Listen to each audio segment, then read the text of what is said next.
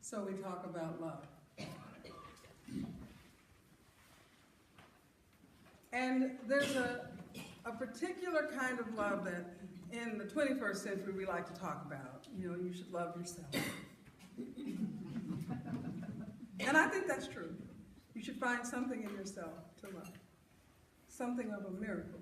Now, don't get excited. I know that they say that the days of miracles are over, that there will be no more parting of seas or feeding of multitudes. I say you just need to learn where to look. A while back in my hometown, there was a miracle. It was Pastor Appreciation Week and Pastor Appreciation Sunday at Bowman Chapel Methodist Church. And on that Sunday, Mavis Jackson stepped out of the alto section of the choir and took a solo. Oh, yeah, it was a miracle. Trust me on that.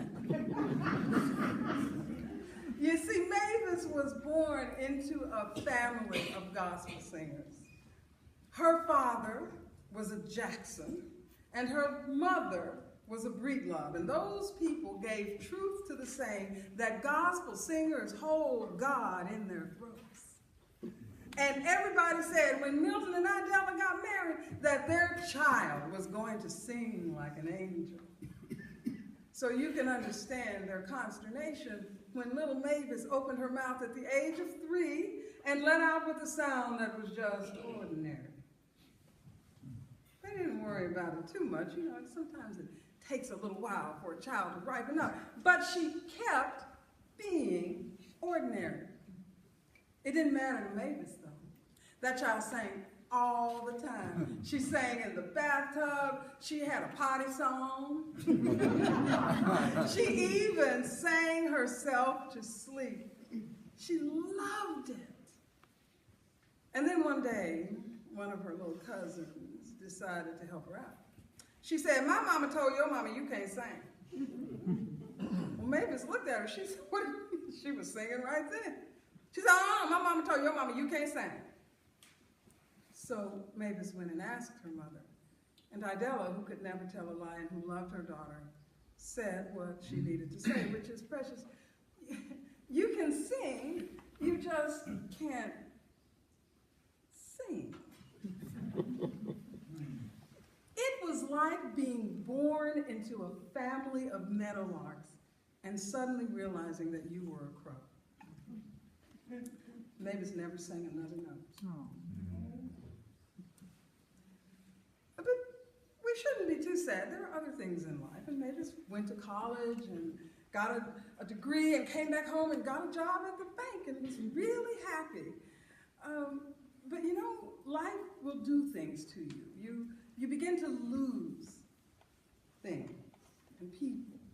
And so the voices that had lifted her and carried her all her life began to be silenced. First, her grandmother, who had taught her her favorite song, "I done had my fun, if I don't get well no more." She was only a Breedlove by marriage. And then her mother and her aunts, until, you know, that moment when you move to the top of the list. That came. And then Mavis lost her boyfriend. There are children here, so y'all have to follow me.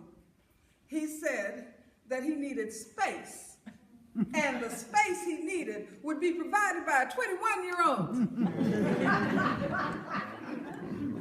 Yeah. Thank you, I don't have to explain. Yeah.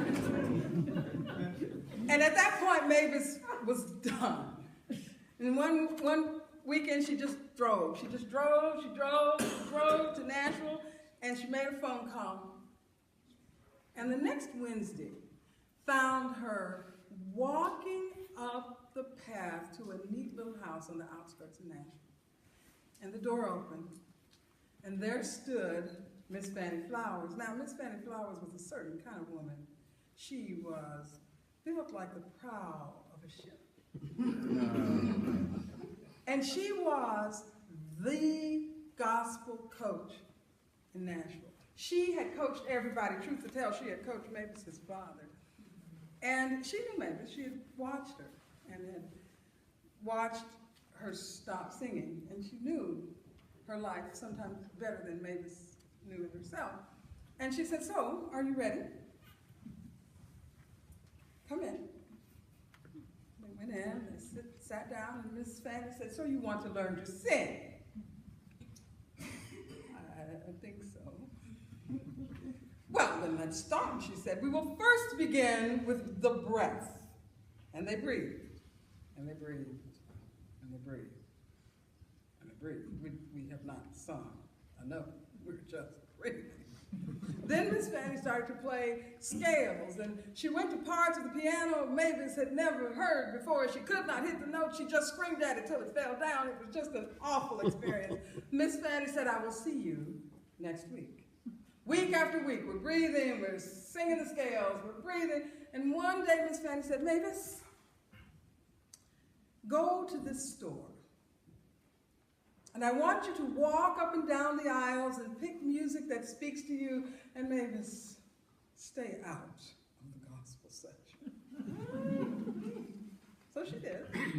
She brought the music back to Miss Fanny, and on top was a particular blues song. And Miss Fanny looked at it and said, "Oh, I remember your grandmother." And she put it aside, and they sang scales. This went on until Mavis could stand it no longer. She went in one day, she said, "I refuse to breathe. I am not going to sing another scale," speaking from her diaphragm. And Miss Fanny said, "I think you are ready." And she started to play this song. And Mavis heard this other woman's voice singing her favorite song. "Smile though your heart is aching." She said, "That sounds pretty good." Then she realized it was her. This other woman kept singing. She poured out all of Mavis's heartache and loneliness and happiness on the floor of Miss Fanny's parlor. And when she was done, there were tears rolling down her eyes, and she couldn't figure out why, because the last song had been, "I done had my fun." But Miss Fanny knew. And Mavis said, "Well, I guess I'll be back next week." And Miss Fanny said, "Oh, no." She said, "Why not?" She said, "Because when I was the choir director at Bowman Chapel Methodist, I recall that choir practice was on Wednesday evenings at 7:15. You, my dear, have a choir engagement." That's how it happened. Mavis showed up at choir practice, blew everybody away in the alto section, and that Sunday, the miracle occurred. It was a miracle, because someone reached into herself, found the person that she was, found her voice. And that is how you perpetrate a miracle. I think inside everybody, there's a song that wants to be sung, a miracle that wants to happen. Sing with us.